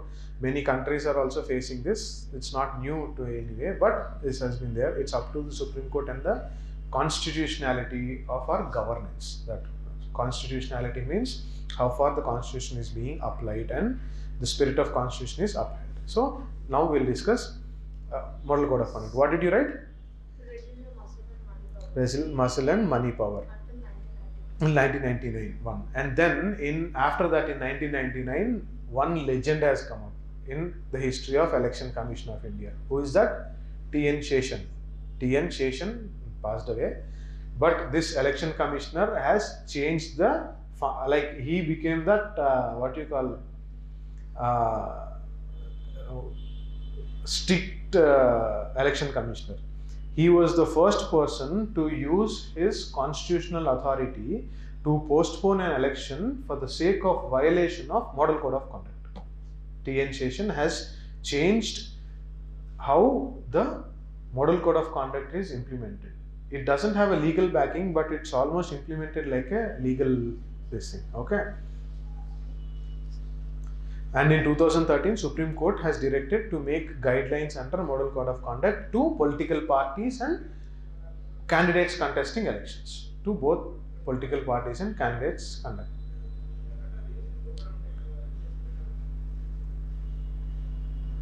So till 1999. 1991.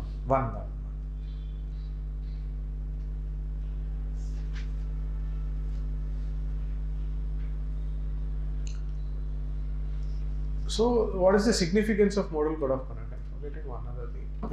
Model Code of Conduct kicks in from the date of announcement of elections. The date on which the elections are announced, the date on which elections are announced to a particular, I'll tell that also. The date, Model Code of Conduct comes into force from the day of announcement of election dates.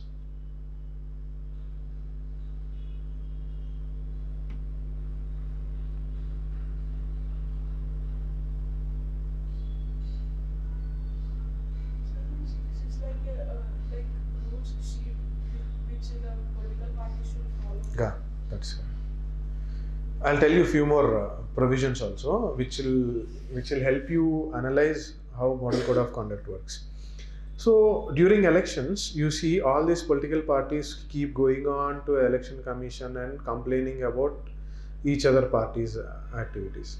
Election commission why complaint chesindu, election commission why hate chedu, all these things will be there. So why these people go is they interpret Model Code of Conduct in their own ways. But what Model Code of Conduct is like, it governs the general conduct of a person.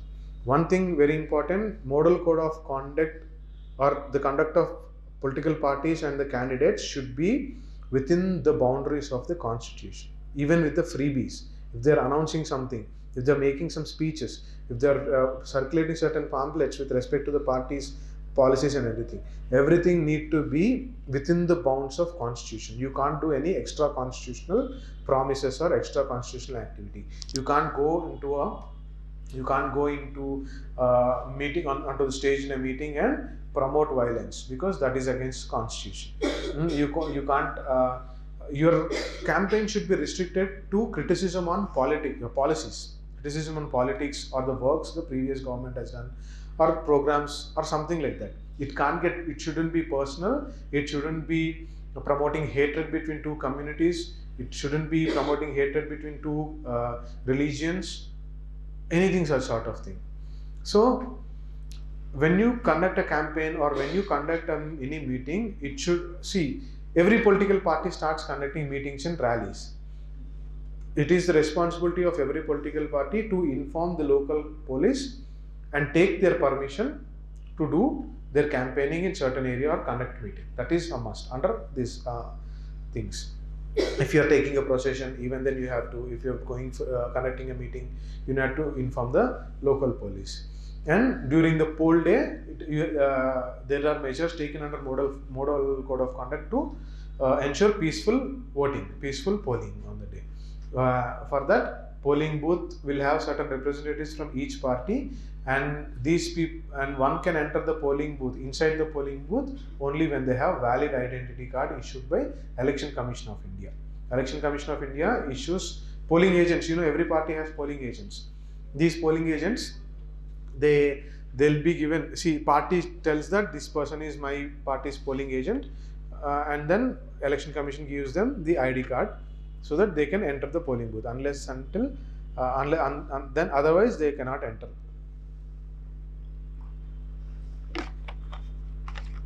One more important thing, party in power cannot use their administrative machinery or their ministerial powers to do campaigning. Okay, they shouldn't combine both administrative work and political party activities together. They shouldn't combine. So, you guys, do you guys know Indira Gandhi was disqualified once? Indira Gandhi was disqualified once. Why? Why? For the same reason. For using ministry or ministerial activities or IAS officers for her party work. That was the reason. So the enforcement is little bit difficult because this doesn't have legal backing. So one of the recommendations is make this a legal thing. But who has to make this legal legislature? Political parties. Will they make it? No. It's their discretion. That's it. So lack of power. See, Election Commission doesn't have any power. It will give only notice, come give show cause notice. This guy will go to the Election Commission like a picnic. He'll give some topic. So Election Commission, is it satisfied or not? It's up to Election Commission. If it is satisfied, usually it keeps going on. So that is with respect to Model Code of Conduct. What are the important points? Model Code of Conduct kicks in from the day of the announcement of election dates. One, for the first time it was introduced in Kerala for the first Lok Sabha in 1962. What does it govern? It governs the conduct of political parties and candidates. Political parties and candidates. It has certain rules where to restrict muscle power and money power. Okay.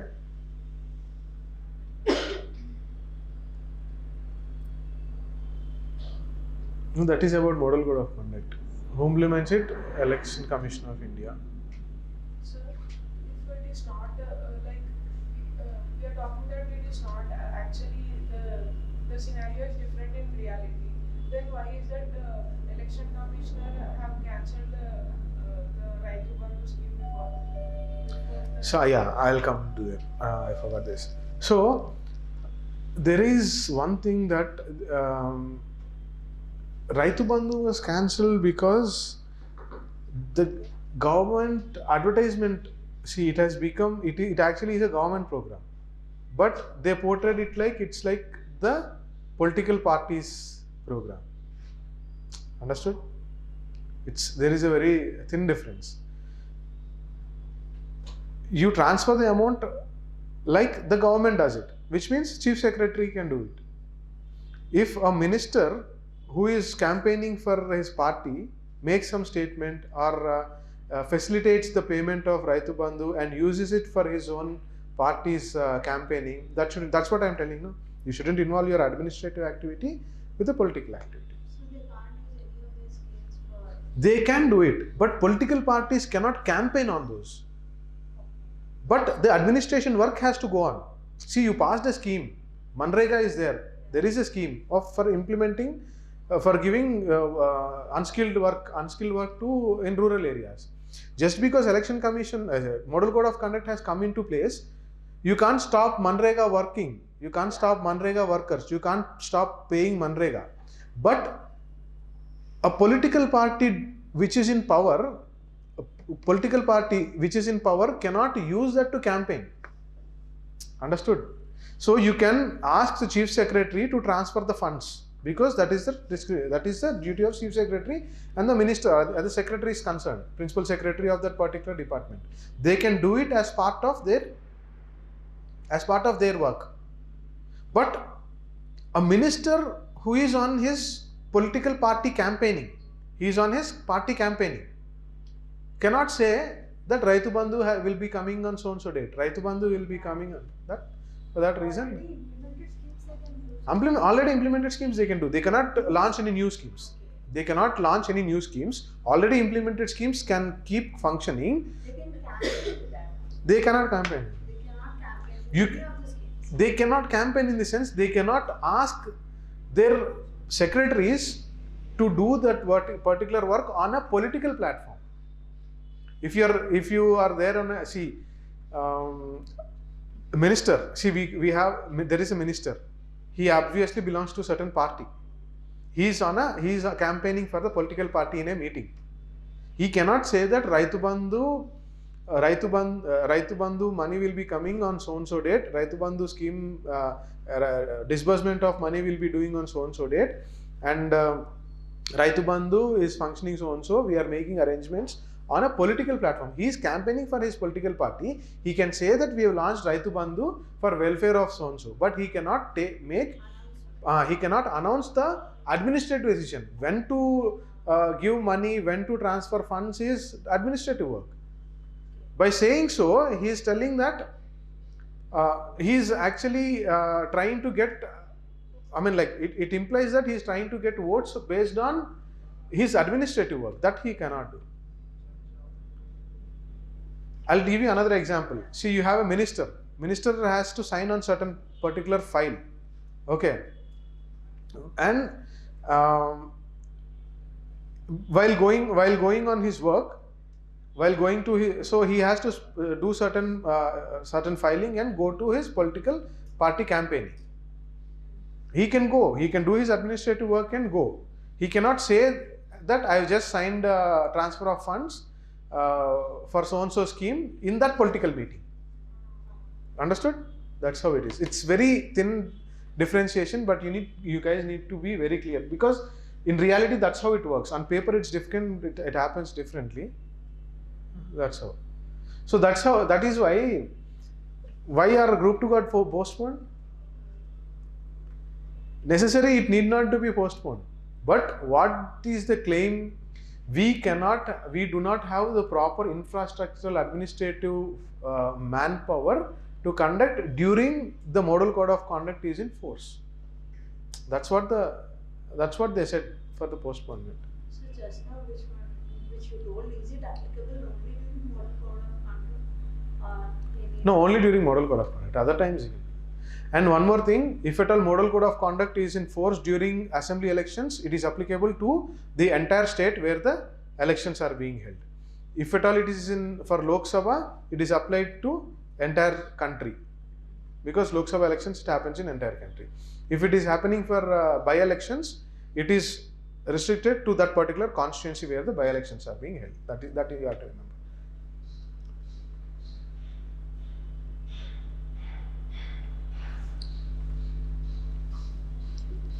Okay, there is one other small topic we'll discuss and close it for the day. That is with respect to National Crime Records Bureau. Okay, National Crime Records Bureau. The reports are very important.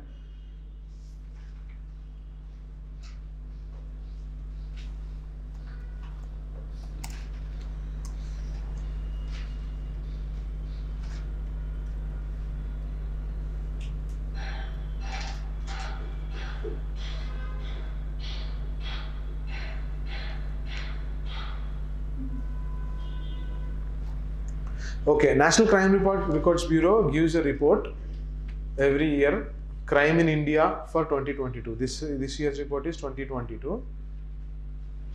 It tracks the trend of crime trends in crimes.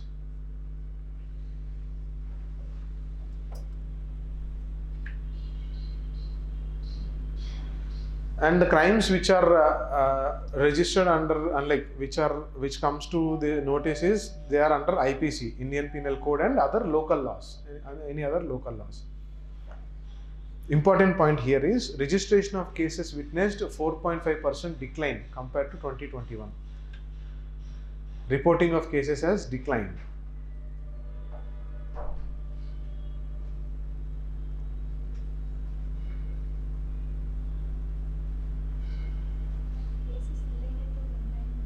Everything in general I am telling, we will come to the specific cases. So which city was ranked the safest city? For this, Kolkata. Kolkata is considered safest city, followed by Pune and Hyderabad. Kolkata, Pune, Hyderabad.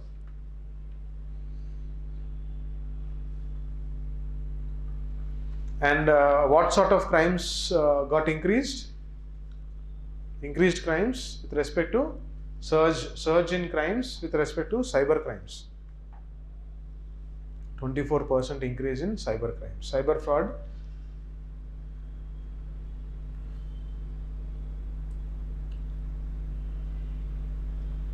Among cyber crimes, crimes related to extortion and sexual exploitation have recorded the largest number. Crimes regarding to extortion and sexual crimes. You guys have came across the word deepfakes? Deepfakes? This is related to which technology? Artificial intelligence. I'll also make a complete video on. Yes, ask me, I'll tell you, I'll repeat. Extortion and sexual exploitation. See, if you don't follow something, ask me, I'll repeat, no problem. And there is also increased number of suicide cases. Suicides are on an increase.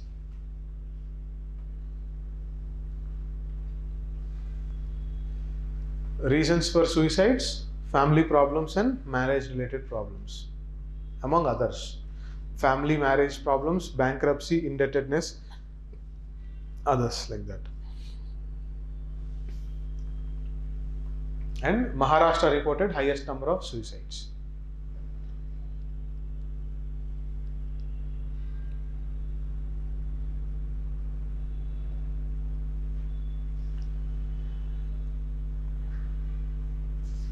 And among the suicides, people from agricultural community, agricultural workers, farmers, students also are in the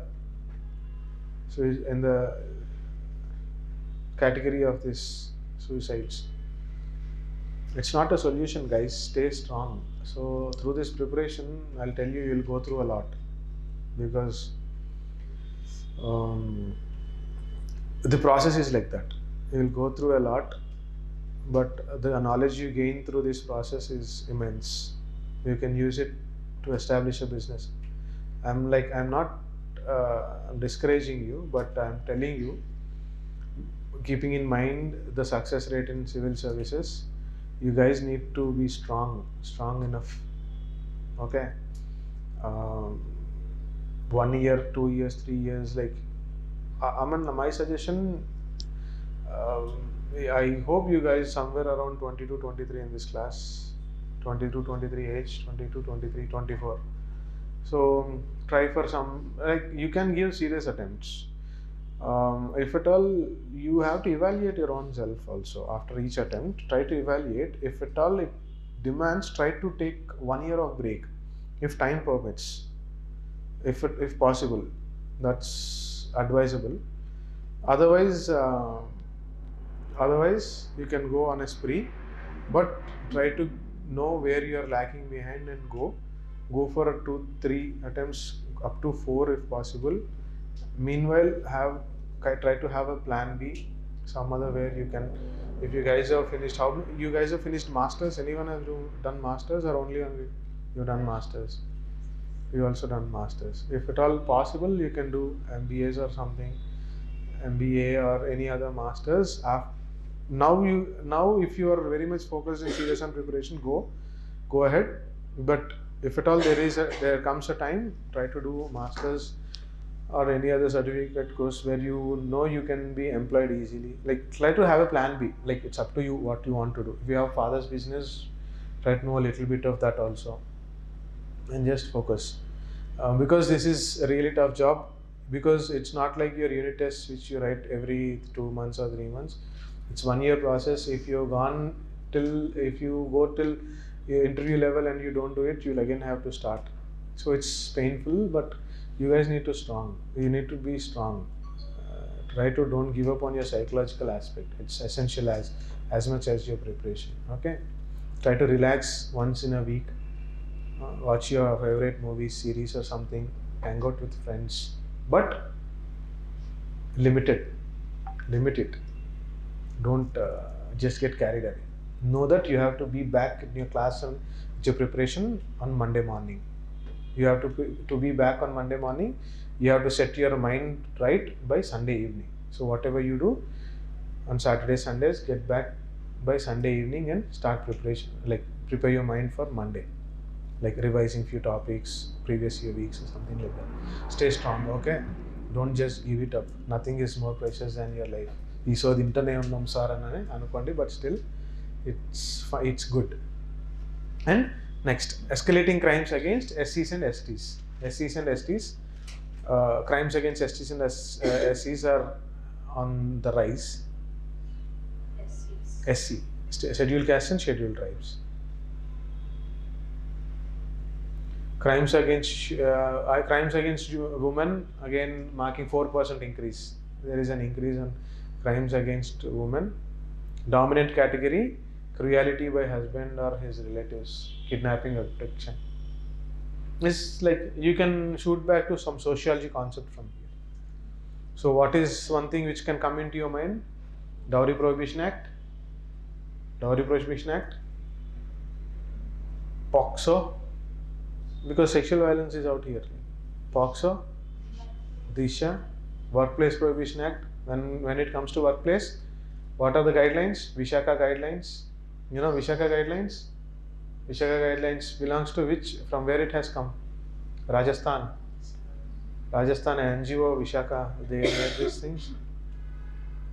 Crime against senior citizens is also on the rise. So that's it.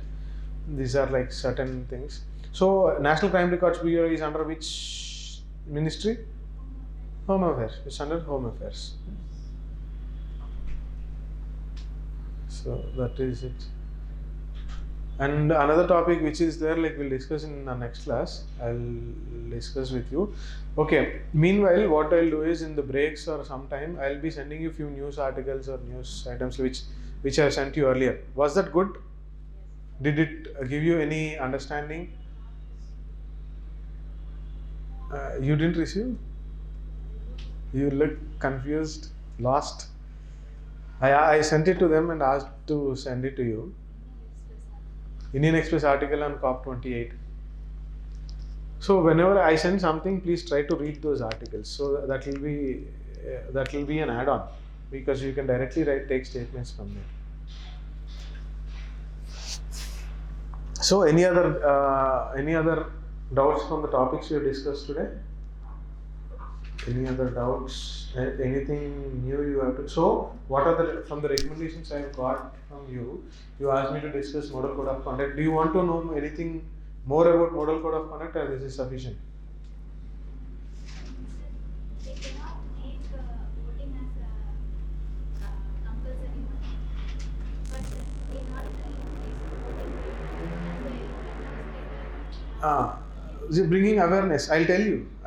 See, creating awareness is nowhere related to election. Example: how much will be the voting percentage in Hyderabad city? Lot many urban, civilized, educated, doctorate guys. They'll take leave on the day and sleep inside. Where does the percentage of highest come from? From rural areas, guys. From rural areas. Because, see, they are responsible. I'll tell you, they feel more responsible to vote. It will be a festival. Go during election time, just go sit in rural areas. They'll do it. You feel the festive atmosphere. Like while going for Sankranti or some other time, like you go ask people, you go around, see some guy in the village, like you ask them, wish them happy Sankranti, have you eaten something, have you had some food, have you eaten some sweet or no. In the same way, as they keep passing by their houses, they keep asking, have you voted it today? If not, just they'll take people along with them. That's how the mood is with respect to voting. Here it's not even 50%. So this election, it's about awareness. It's about creating awareness. There is a mindset in these urban, educated, civilized, so-called educated guys that what does it matter to me if what government comes? My job is the same. But like, see, no, creating awareness is good, but if people don't become aware of it, like what can we do? What can election commission is trying very hard. People are trying very hard, but you know. Sir, can't we go door to door and ask for a reason, valid reason for not voting? You can do those surveys. It's up to election commission to do. Or like NGOs have come up immediately after elections. Like you can do it. NGOs, there are many NGOs doing lot of works. NGOs can do this work. Even election commission can, like they can come in touch with an NGO and go ask. Immediately after elections, you'll have that mark. No. Once you have that mark, I haven't voted. I myself haven't voted. I have my personal reasons. My son is just 1 month old. I had to be with him. That's the reason I have. Like that's another.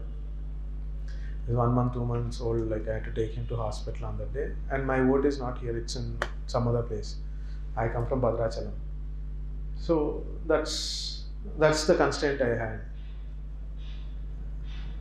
Last year, I booked some bus in some. I did not get tickets to go to vote. I went in some express bus, like last minute reservation. I traveled night. That bus was in Hyderabad till 1 o'clock only. I went some late to my house, and then I went voted last time. I wanted this year also. I wanted to go. If my son been okay for one night, I would have gone. I was there till the last night. So creating awareness is one important thing. Above that, it's like individual. It's like certain things, certain manners, discipline. They say it has to start from home. This has to start from there. So that's it. That's about. Any doubts? We're running. Our time is up. I'm here to discuss any doubts. We have run long, far, overshot the time. Okay, thank you guys. Like, you have any? Are you okay with my teaching? New guys, new people. Yeah, right? None? This is how I discuss current affairs because I allow you to do certain homework because that will keep you on your toes. And I'll try to get in another class, maybe today, tomorrow, day after tomorrow, and discuss very important things. What is one other thing you guys have asked me? Bihar special status. I'll discuss that in the whole. Bihar special status I'll discuss. Caste census also I'll discuss. And special category status. The entire topic you want, right? I already discussed somewhere. I don't know if it's in the video, not in the class, but I made a video on one topic. Special category status I discussed. See if it is there in Hyderabad IAS YouTube channel. If it is there, just see. Otherwise, I'll discuss anyway in class also. And that's it. That is for class. If you have to leave. If you have doubts, you can ask me. Anything, I'll be here for some. Thank you, sir. Yeah, welcome. Thank you. Yeah.